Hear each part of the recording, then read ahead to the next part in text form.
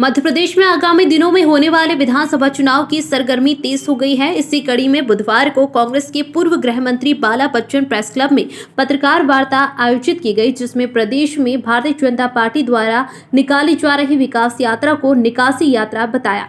इस दौरान पूर्व गृह मंत्री बाला बच्चन ने प्रदेश सरकार को आड़े हाथों लेते हुए जमकर घेरा।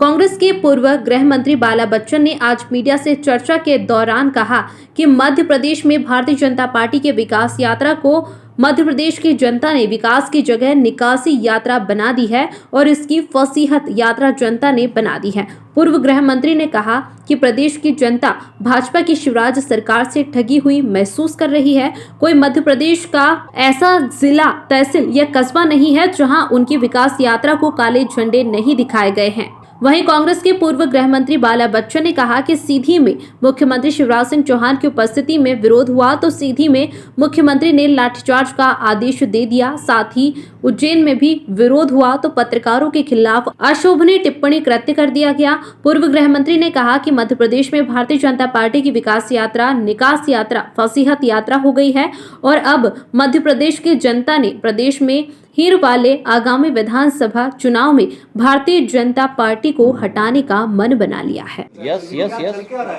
खत्म है मामला। देखो, जितनी आपने लगभग जो हजारों की संख्या में जो घोषणाएं की है उसकी पूर्ति नहीं होगी और उसके बाद जनता का रिस्पांस और फीडबैक अच्छा नहीं मिलेगा, पॉजिटिव नहीं मिलेगा। आप देखना उनकी बॉडी लैंग्वेज 2008 के चुनाव में, 2013 के चुनाव में, 18 तक के चुनाव में ठीक ठाक था। अब तो मामला समाप्त हो चुका है, वो खुद भी समझ रहे हैं, वो भी है, फिर उनकी पार्टी का भी अंतर्द्वंद जो है वो सब आप जानते हैं। जी बोलिए। अब लास्ट क्वेश्चन। कोई ऐसा जिला, तहसील, विधानसभा नहीं है कि भाजपा के विधायकों को या मंत्रियों को काले झंडे नहीं दिखाए हैं या भीड़ जुटाने के लिए उनको डांस जैसे तक के उनको डांस तक कराने के आयोजन करना पड़ा। जनता जनार्दन का पूरी तरह से शिवराज सिंह जी से, उनके मंत्रिमंडल से और उनके विधायकों से मोह भंग हो गया है।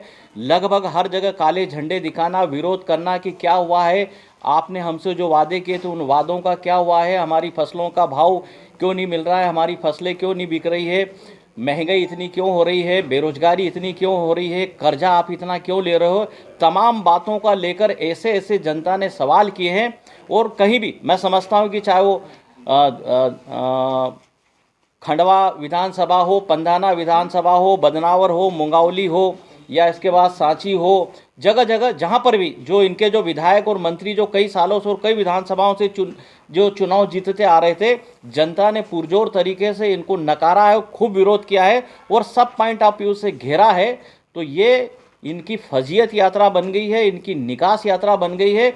और हर जगह मध्य प्रदेश की जनता ने सवाल किया कि कमलनाथ जी जो कर्ज माफ़ कर रहे थे, लगभग 27.5 लाख किसानों का 11,500 करोड़ कर्ज माफ़ हो चुका है, आपने उसको आगे पूरा क्यों नहीं किया। कर्ज माफ़ी के नाम से मात्र 3,000 रुपये इन्होंने पिछली बार कृषि के उसमें बजट में किसानों से संबंधित जो रखा था, तो चाहे वो बची हुई कर्ज माफ़ी की बात हो या फिर जो पेंशन योजना जो थी उसको 600 तक हम कर चुके तो उसको 1,000 कर देने की बात हो, मुख्यमंत्री कन्यादान योजना को रिलीज़ करने की बात हो, गौशालाओं को बजट देने वाली बात हो, यहाँ तक कि महाकाल मंदिर परिसर तक भी जनता ने उनको घेरा है और पूछा है। तो कमलनाथ जी का जो 15 महीने का कार्यकाल, उसको भी जनता ने खूब याद किया है और उसको आपने कंटिन्यू क्यों नहीं रखा है, ये भी जनता ने पूछा है। तो मैं आपको ये कह सकता हूँ, बता सकता हूँ, और बाकी का जो मैटर हमारा पूरा आप लोगों को सर्कुलेट हुआ ही है कि ये भाजपा की विकास यात्रा नहीं, ये भाजपा की निकास यात्रा हो गई, ये फजीयत यात्रा हो गई है। और आने वाला जो समय जो है वो इंतज़ार कर रही है मध्य प्रदेश की जनता कि कब विधानसभा के चुनाव आए और हम कब कमलनाथ जी को मुख्यमंत्री की बागडोर हम लोग सौंपे।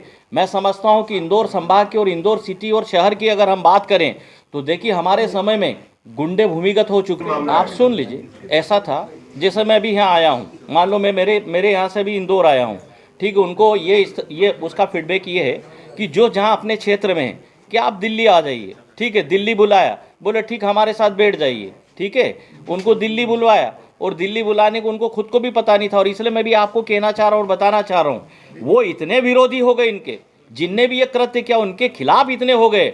आप उधर के रिजल्ट देखना, आप ग्वालियर के और चंबल संभाग के रिजल्ट देखना, उनने भी इस बात की कसम खाई है कि हमको इस नेता को नीचे दिखाना है, इस नेता की राजनीति खत्म करना है, इनने हमारे साथ धोखा किया है, आने वाले चुनाव में हम इनको ठीक कर देंगे।